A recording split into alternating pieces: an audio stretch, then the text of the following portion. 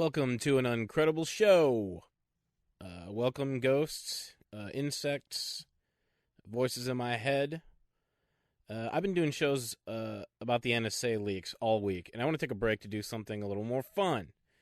Namely about Roger Ailes. I almost said the late, great Roger Ailes. He's not dead. But he is great from a certain point of view. As you probably know, not my point of view. As you probably know, Roger Ailes runs Fox for Rupert Murdoch. He is an eccentric character, if you're going to put it favorably. Less favorably, you might say he's... I always feel bad about, trashing people when they can't respond. But, he's never going to hear this, so I'll just say, if you're less kind, you might call him a paranoid, homophobic racist, but, that would be rude. In a little bit, we'll probably get to why, it might be justified in labeling him those ways, but, I don't know, we'll see. I might just leave it at that, as, just assertions.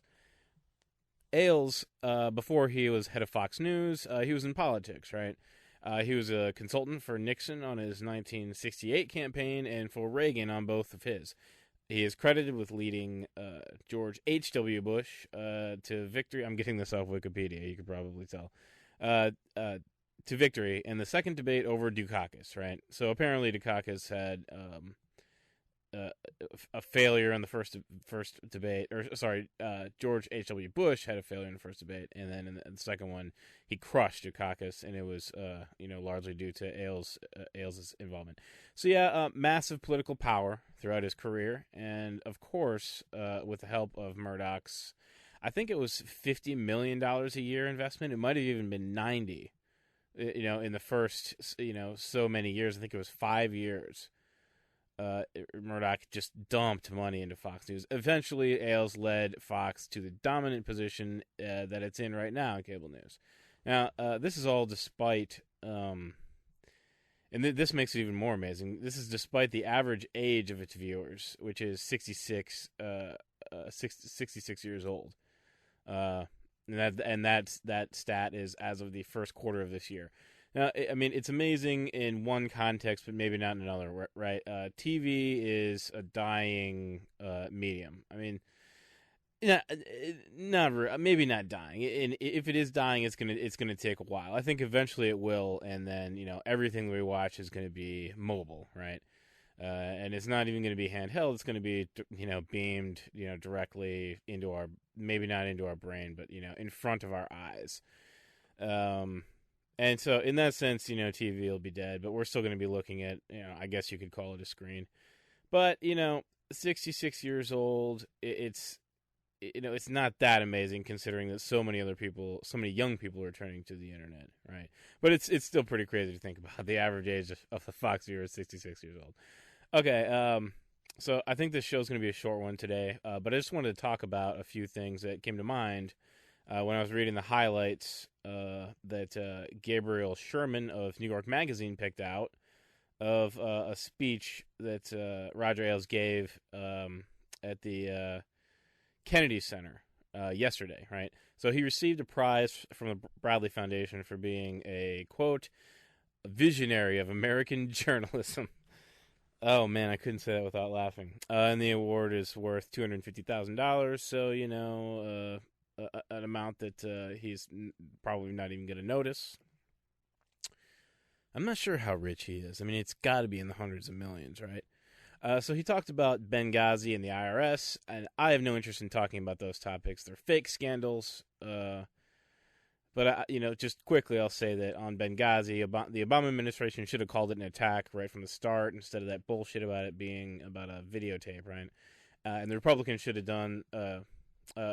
should have some shame about the fact that they cut funding from the embassy security in the amount of, I think it was $300 million. So yeah, I guess you could call it a scandal, but yeah, they're hyping it up in an attempt to discredit Hillary Clinton because they know that if she runs for president, it's extremely likely that she's going to win against anybody else. I can't think of anybody who could potentially win. Now that's hubris, right? Because so there's a lot of people who are saying that about the last campaign. who knows what could happen. I personally hope that Elizabeth Warren runs, but anyway, forget that. Did I just say something about Republicans and shame? Is that what I said? Oh man, I shouldn't have taken that LSD earlier. That's less likely than my dog giving up licking his balls, right? I'm just kidding. I don't even have a dog. But that was the first thing. That was the first thing I thought of. What's less likely than Republicans having shame? And if by the way, if I did have a dog, his balls would be gone, right? You got to do it. You can't have a bunch of little puppies running around. I mean, those things are going to get, run over or euthanized or something. Not by me, by animal control. Because in the scenario in my head, I wouldn't be breeding the dog in my house. My dog would get out and then get another dog pregnant or get pregnant itself, then have it. Yeah, okay. Tangent. I'm going to cut that part out. Where was I? IRS. Yeah, so who gives a fuck about the IRS? So then Ailes went on to say, talk about some other things. And these are the things that really got me sort of riled up, right? I'll just read one of the selections here. Quote, "We've allowed ourselves to be manipulated by others, many of whom want to impose their culture and laws onto the manufactured utopian idea that all cultures are equal and most are better than America." Who thinks that? Of course, all people should be proud of their heritage. They should teach their children to be proud of their history and their traditions, and they should be welcomed in America. So I guess he's talking about immigrants.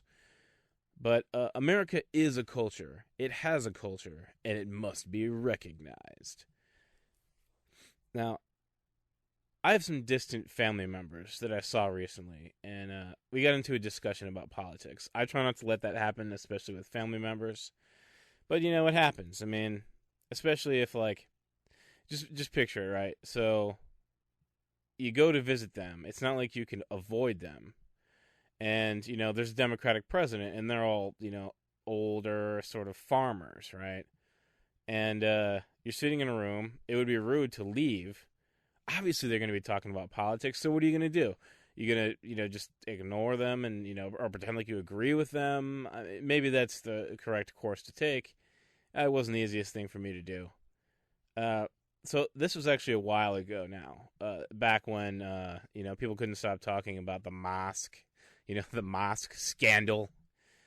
The people who wanted to build it relatively close to ground zero. Oh, what did they say? The conservatives said it was insensitive. I think that was sort of the tamest way that they described it. I'm not gonna go on record saying that they said that these people should be. They definitely wanted to be legally stopped. I know they said that, but they didn't want the people to be kicked out of the country or anything like that. As far as I know, I mean, they always want that, right? But they didn't specifically say that about this issue. So my relatives were saying stuff like, "Well, the First Amendment is fine, but does it mean we allow all religions, all of them?" Yeah. First of all, the First Amendment didn't even factor into their opinions about this, so-called scandal until I brought it up, in defense of the mosque.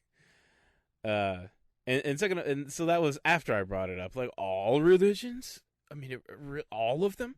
I'm not going to explain why that's a stupid opinion because I don't want to sound like a complete asshole, but I don't want to insult your intelligence. But second of all, the discussion continued, after that for a little bit, and I tried to sort of explain how the First Amendment, I skipped over the part about how, yes, it does protect all religions, that's the point of it, but I tried to explain that it protects them, right? Which, the religious always seem to fail to understand. It's incredibly frustrating. But then one of them said something like, "Well, what about Sharia law?" And that question was actually confusing to me. I sort of, I sat there I really had to think about, what the hell she was saying. Like, what the hell does that have to do with what we're talking about? But not because of the preposterousness of that actually becoming a reality, sort of logistically. But, more specifically, I was confused as to why any person could possibly be afraid of Sharia law, right? Like, maybe you can convince yourself that it's, like, the only way that you could convince yourself that it's a possibility is if you're actually afraid of it. And how could anybody be afraid of it, right? To anybody who's not afraid of it, you wouldn't even consider it. But it sort of occurred to me, perhaps after too long during this discussion, that they're afraid of Sharia because Sharia is what they are trying to do, right? I mean, these people who watch Fox News, by the way, exclusively for their news, and this is anecdotal, right? I'm not, presenting any evidence that all people who watch Fox News think this, but it's certainly the sentiment that I got from Fox News, and just anecdotally, all of the conservative people are sort of afraid of this happening, the people that I know.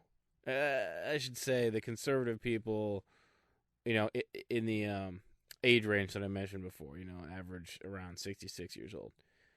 They think CNN is actually liberal, right?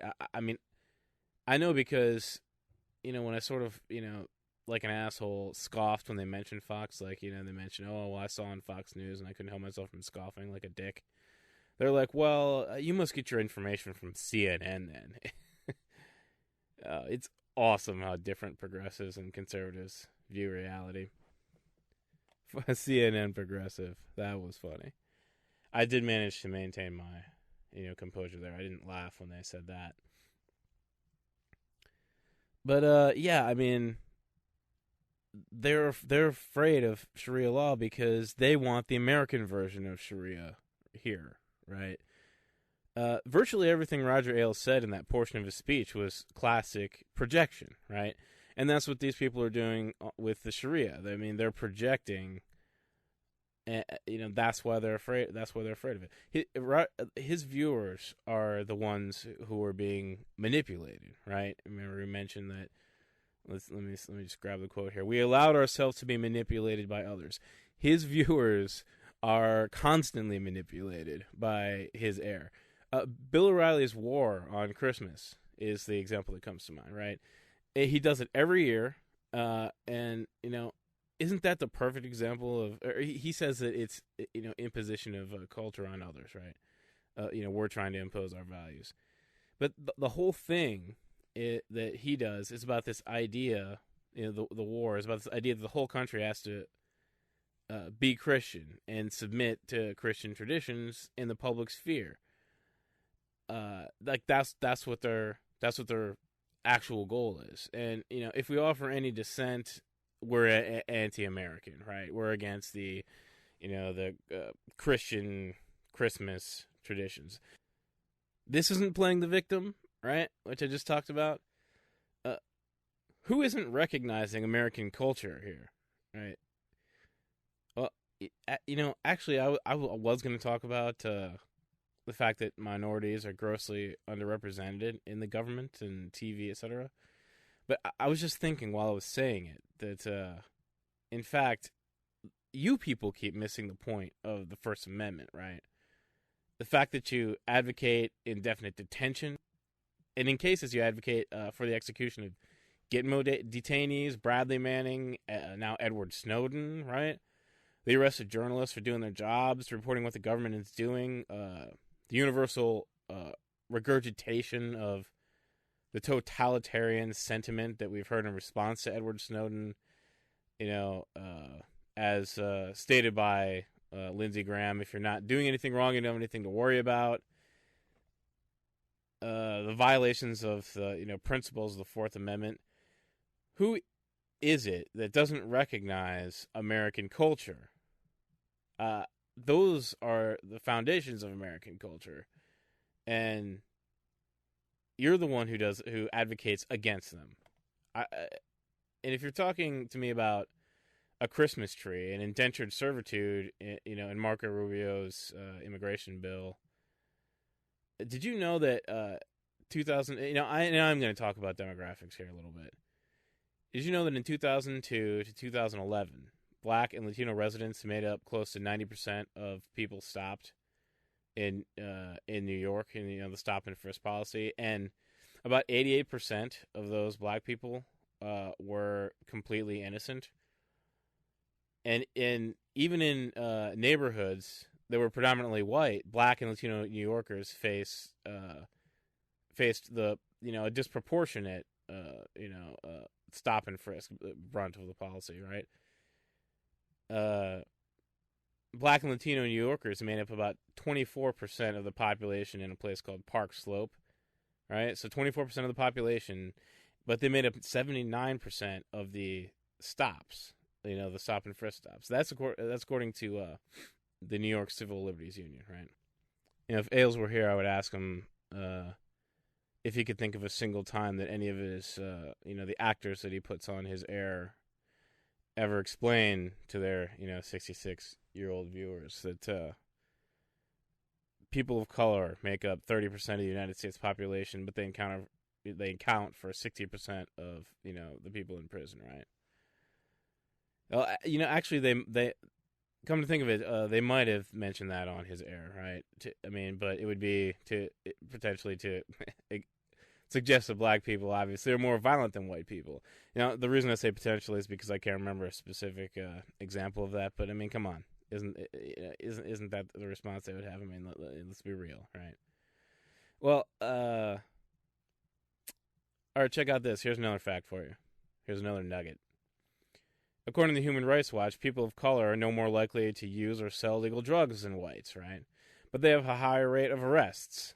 African Americans comprise 14% of regular drug users, but are 37% of those arrested for drug offenses. So even though they compose 14% of the population of drug users, 37% of all the people who are arrested on drug charges are Black. Oh, that is the people in the majority who play the victim. That is the ultimate form of manipulation, right? How could you pretend that whites have it so bad in the face of all this evidence? Well, they don't care about evidence, right? When was the last time Fox News reported on any of this stuff? I can't recall. I wish he was here. I wish I could ask him. The other day I saw them. Here's another example. The other day I saw him cover the developments on the Trayvon Martin case. Right, got gunned down by George Zimmerman. And that coverage was ugly, man. They said Zimmerman had suffered enough because they're suggesting he should just be released because he gained weight. They described Martin's iced tea as a deadly weapon. They suggested that he could have broken the bottle and used it. There's no evidence that he did that, and in fact, the iced tea he had wasn't in glass bottle form, so he couldn't have used it as a weapon. But they characterized it that way anyway without, explaining any of that stuff to the audience. It's sick, dude. The systematic racism in that organization is anti-American as you could be, Ailes. It's not the color of your skin, man. I know you like that nice, pasty white skin that you have. I know you love it so much, but it's what they taught you in grade school. It's what, it's what MLK said, man. You should have remembered it if you wanted to get, this issue right. It's what's inside that counts. MLK said it's the content of your character, dude, not the pasty white skin. Now, I'm just going to move on to the other selection from his speech, right? I don't really know how to summarize that. I'm already sort of forgetting the language that he used. It was manipulation. Can't let them take over American culture. Okay, that's not exactly right. That's what I take away from it. It has a culture and it must be recognized. Yeah, it must be recognized. Did I make the point about how they don't recognize the First and Fourth Amendment and habeas corpus and all that? Yeah, I think I did. Okay, the next part of his speech. Man, this is a lot more rambling than I thought it was going to be. We must not allow our collective memory to fade or morph into trendy and revisionist versions of political correctness. I just have to stop there for a second.